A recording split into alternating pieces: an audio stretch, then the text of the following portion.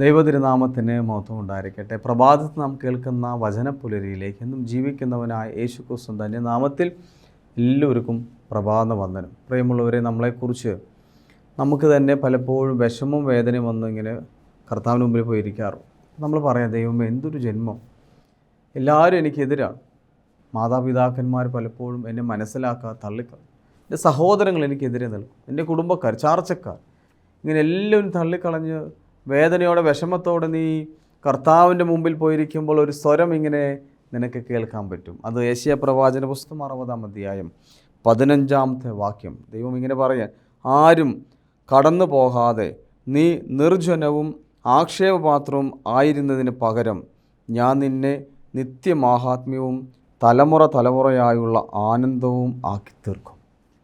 ദൈവം ഒരു വാഗ്ദാനം തരികയാണ്. നിന്നെ നിർജ്ജനമായി, നിന്നെ മോശപ്പെട്ട ആക്ഷേപപാത്രം നിന്ദിച്ച് നിന്നെ മൂലയിലിരുത്തിയിട്ടുണ്ടെങ്കിൽ ദൈവം പറയുകയാണ് ഈ പ്രഭാതത്തിൽ, നീ വിഷമിക്കേണ്ട, വേദനിക്കേണ്ട, തലമുറ ആനന്ദം നിനക്ക് ഞാൻ തരും, നിത്യമാഹാത്മ്യം നിനക്ക് ഞാൻ തരും.